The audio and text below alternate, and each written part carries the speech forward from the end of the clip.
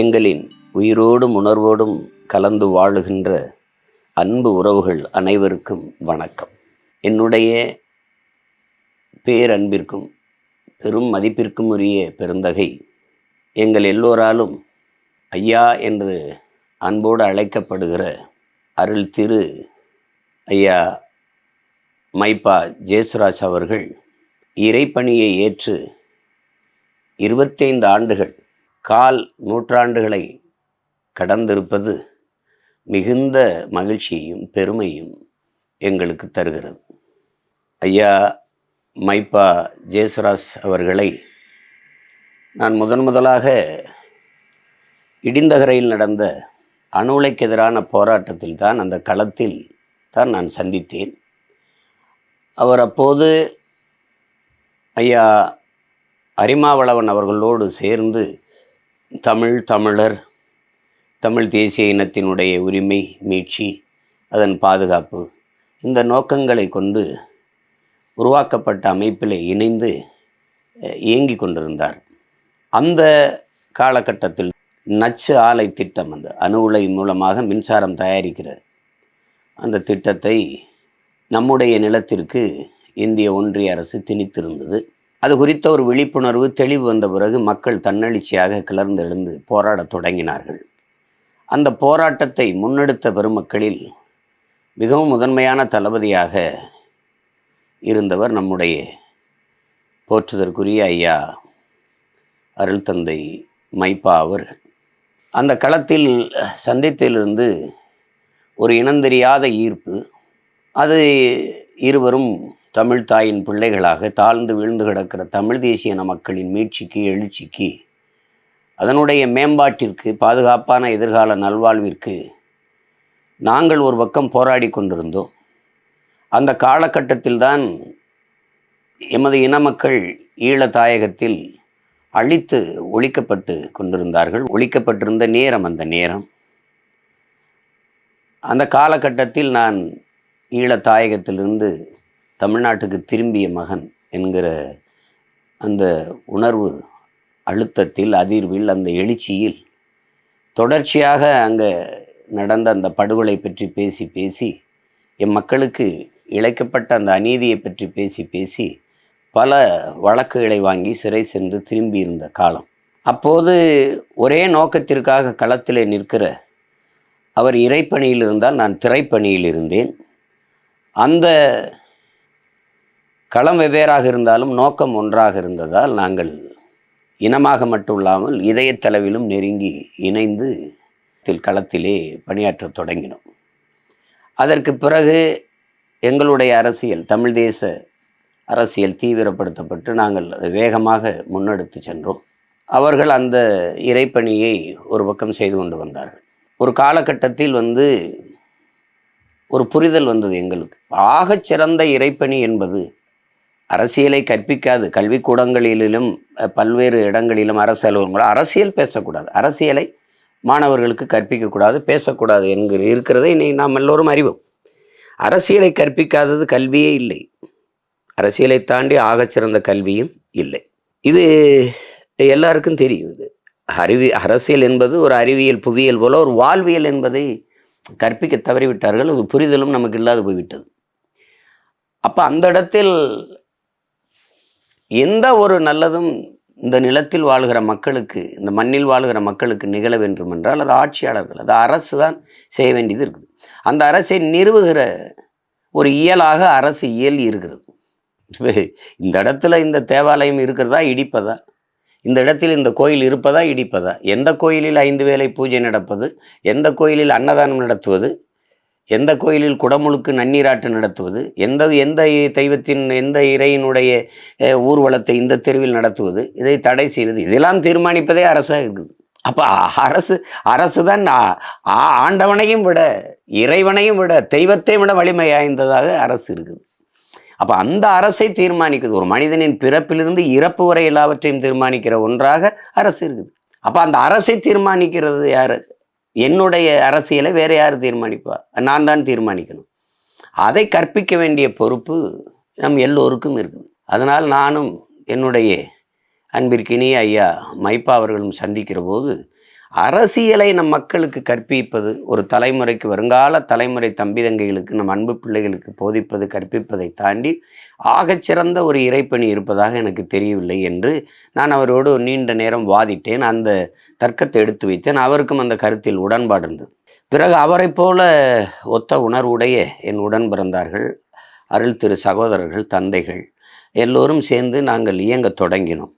அதிலே தேர்தல் களத்திலே தன்னுடைய இறைப்பணி உடையோடு என்ன எதிர்ப்பு வந்தாலும் பரவாயில்லை என்று மறைப்பணியோடு மக்கள் பணியும் முக்கியம் என்று தேர்தல் களத்திலே எங்களை ஆதரித்து அவர்கள் துணிந்து பணி செய்தார்கள். அதெல்லாம் பெரிய ஒரு போர் வீரனுக்குள்ள துணிவோடும் வீரத்தோடும் களத்திலே பணி செய்தார்கள். அவரை போல அவர் என்னுடைய அன்பு தம்பி சகாயராஜ், என்னுடைய அன்பிற்கினிய தந்தை அற்புதராஜ், இந்த மாதிரி நிறைய தம்பிகளை சொல்லலாம்.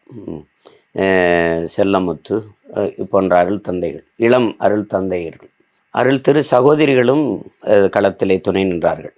பன்னெடுங்காலமாக இந்த சாதி மத பிளவுகளால் பிளந்து பிரிக்கப்பட்டு இந்த தேசிய இன உணர்வுக்குள் வராமல் ஒரு அரசியல் அதிகாரத்தை வலிமையை பெற முடியாத அடிமைப்பட்டு போன அன்னை தமிழ் சமூகத்தை மீட்பது காப்பது எப்படி என்கிற அந்த புரிதலோடு களத்திலே நின்றார்கள். அவர்களுக்கெல்லாம் அந்த நேரத்தில் நிறைய நெருக்கடிகள் வந்தது. அதையெல்லாம் கடந்து இன்று வரை இந்த இறைப்பணியோடு மண்ணின் மக்களினுடைய விடுதலைக்காக அந்த அரசியல் அரும்பணியும் ஆற்றி கொண்டிருக்கிற பெருந்தகை தான் நம்மளுடைய ஐயா அருள் திரு மைப்பா சேசுராஜ் அவர்கள். அந்த வகையில் சிலர் வருவார்கள், அவர் சில நெருக்கடிகள் வந்தால் துவண்டு போய் தளண்டு போய் எதுக்கு வம்பு எதுக்கு பிரச்சனை என்று பின்னடைந்து விடுவார்கள். அந்த பின்னோக்கி செல்கிறது, தன்னை தளர்த்தி கொண்டு தாழ்த்தி கொண்டு முடங்கி போகிற பழக்கம் அவருக்கு இல்லை. அதில் அவர் ஒரு பாராட்டப்பட வேண்டிய பெரும் ஆளுமை, பெரும் வீரன் என்று தான் நம்ம அவரை வீரர் என்று தான் நான் சொல்லணும். அப்போ அதில் இன்று வரை தான் கொண்ட கருத்தியல், இறைப்பணியில் இறைமகன் இயேசு இந்த பூமியில் விதைத்த ஆகச்சிறந்த கருத்தியலை கொண்டு சேர்க்கிற ஒரு அரிய பணியை செய்து கொண்டிருக்கிற அந்த மகன், அநீதிக்கு எதிரான ஒரு புரட்சி தீயை இந்த பூமியில் பற்ற வைக்கவே நான் வந்தேன் என்று இறைமகன் இயேசு முன்வைத்த அந்த முழக்கத்தை, உன்னுடைய அரசை ஆளுகிற அந்த வாய்ப்பை உன் இனம் சாராத ஒருவனுக்கு இடத்திலே ஒப்படைத்து விடாதே என்று இறைமகன் சொன்னதை ஏற்று, என் நிலத்தை, என் தாய் நிலத்தை என் இனம் சார்ந்த ஒருவன் தான் ஆள வேண்டும், ஏனால் அவனுக்குத்தான் என் மொழி, என் இனம், அதனுடைய வலி, என் நிலம், அதனுடைய வளம், என்னுடைய கலை இலக்கியம் பண்பாடு, என்னுடைய தொன்று தொட்ட வேளாண்மை, என்னுடைய காடு மலை ஆறு அருவி ஏரி குளம் கண்மாய் கடல், இதெல்லாம் அவனுக்கு கவனம் இருக்கும். அதையெல்லாம் பாதுகாக்க வேண்டும் என்ற பெரும் காதல் இருக்கும். இங்கே பூச்சியும் வண்டுமே மானுட வாழ்க்கைக்கு உதவும். ஏன்னால் இந்த பூமி வெறும் மனிதனுக்கு மட்டுமானது. பல கோடிக்கணக்கான உயிர்களின் உடைமை இந்த உலகம். எல்லா உயிர்களும் வாழ்ந்தால்தான் அதில் இருக்கிற மனிதனும் வாழ முடியும் என்கிற புரிதல். அதுதான் உயிர் சூழல், பல்லுயிர் பெருக்கம்னு சொல்கிறோம், உயிர் சூழலுங்கிறோம்.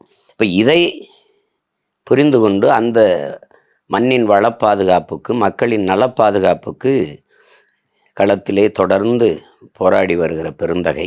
ஒரு தமிழர் நாட்டை ஒரு தமிழன் தான், தமிழாய்ந்த தமிழ் மகன்தான் தமிழகத்தை ஆள வேண்டும் என்று புரட்சி பாவலர் சொன்னதற்கேற்ப, என் நிலத்தை என் இனம் சார்ந்த ஒருவன் ஆளும்போதுதான், இந்த தாய் மண்ணை பேரன்பு கொண்டு காதலிக்கிற ஒருவன் ஆளும்போதுதான் இது சரியாக இருக்கும் என்ற புரிதல்.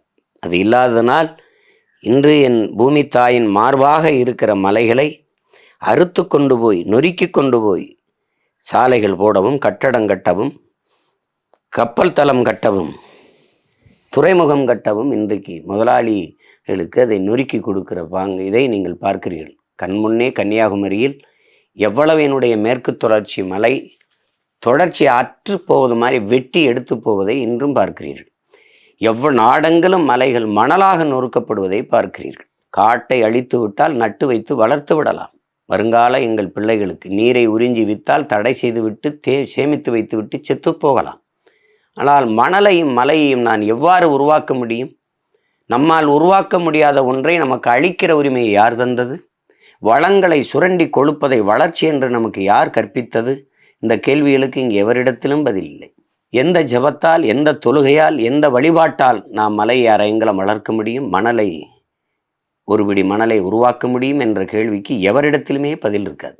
அப்போ மலைகளற்ற நிலம் பாலைவனமாகிவிடும் என்கிற அறிவு கூட இல்லாத ஒரு சமூகமாக, மக்களாக வெறும் பணத்தாசை பிடித்து பசிக்கு வேட்டையாடினால் பரவாயில்லை, பண வேட்டையாடி இந்த மண்ணை, இந்த நாட்டை சுடுகாடாக மாற்றி இருக்கிற கொடுமையை நாம் பார்க்கிறோம்.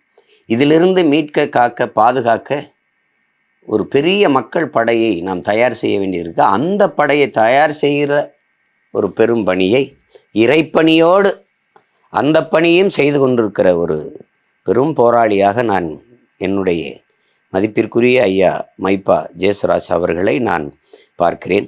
அவர்களுடைய இந்த 4 நூற்றாண்டு கால பணி என்பது வரலாற்றில் மிகவும் போற்றத்தக்கது, மதிக்கத்தக்கது. அந்த பணியை தொடர்ந்து அவர்கள் செய்ய வேண்டும். என்ன இடையூறுகள் வந்தாலும் இறைப்பணியோடு இந்த மக்களுக்கு செய்கிற இந்த அரசியல் பணியும், அதுவும் திருப்பணிதான். இங்கே படிக்க முடியாத குழந்தைகளை படிக்க வைக்கிறார்கள், சேவை. மரக்கன்றுகளை நட்டு வளர்க்கிறார்கள், சேவை. அது தேவை. பெற்றோர்களால் கைவிடப்பட்ட குழந்தைகள், அனாதை குழந்தைகளை பராமரிக்கிறார்கள், அது சேவை. பெற்ற பிள்ளைகளால் நிராகரிக்கப்பட்ட தாய் தந்தையரை பராமரிக்கிறார்கள், சேமிக்கிறார்கள், அமைப்பு தொடங்கி, அதுவும் தேவை, அது அவசிய சேவை. ஆனால் இது போன்ற சேவைகள் எல்லாம் ஒரு நல்ல அரசியல் உருவாகி ஒரு நல்ல அரசு அமைந்து விட்டால் அந்த சேவைகளை மக்களால் நிறுவப்பட்ட மகத்தான அரசு, மக்களுக்கான அரசு அதுவே செய்துவிடும். அப்போ நாம் செய்ய வேண்டிய ஆகச்சிறந்த பணி நல்ல அரசியலை உருவாக்குவதும் நல்ல அரசை அமைய செய்வதும் தான். எங்கு பார்த்தாலும் ஊழல், எங்கு பார்த்தாலும் லஞ்சம், பசி, பஞ்சம், பாலியல் கொடுமை, பெண்ணி அடிமைத்தனம், சாதி மத போர்கள், சாதி மத மோதல்கள், சாதிய சண்டை, தீண்டாமை, இழிவு, மத சண்டை, இந்த அடக்குமுறை, ஒடுக்குமுறை, படிக்க கல்வி இல்லை, படித்தால் வேலை இல்லை, இந்த கொடுமைகளெல்லாம் இல்லாத ஒரு தூய தேசம் படைக்க நாம் எல்லோரும் போராட வேண்டிய அவசியம் இருக்குது. அதனால தான் இது மாற்றத்திற்கான எளிய மக்களின் புரட்சி. புதிய ஒரு தேசம் செய்வோம், மக்கள் புரட்சியால் அதை உறுதி செய்வோம் என்று. புரட்சி என்பது மனித குலத்தின் பிரிக்க முடியாத உரிமை. அப்போ அந்த ஒரு புரட்சிகர மாறுதலுக்கு வருங்கால தலைமுறைகளை தயார் செய்கிற பணியை நாம் எல்லோரும் இணைந்து செய்ய வேண்டியிருக்கிறது. அப்படிப்பட்ட பணியை செய்து கொண்டிருக்கிற எங்களினுடைய பேரன்பிற்கும் பெருமதிப்பிற்கும் உரிய ஐயா அருள் தந்தை, ஆகச்சிறந்த இறைப்பணியாளர் மைப்பா ஜேசுராஜ் அவர்களுக்கு என்னுடைய 4 நூற்றாண்டை நீங்கள் தொற்றிருப்பது மிகுந்த மகிழ்ச்சியும் பெருமையும் தருகிறது. இன்னும் தொடர்ந்து 100 ஆண்டுகள் இப்பணியை செய்ய நான் நிறைந்த அன்பு கொண்டு உங்களை நெஞ்சார வாழ்த்துகிறேன். வாழ்க வாழ்க உங்களுடைய இறைப்பணியும் மக்களுக்கு நீங்கள் செய்து வருகிற திருப்பணியும். நன்றி, வணக்கம். வளர்ச்சி ஒன்று வேண்டும் என்றால் தாயை கொள்ள முடியுமா?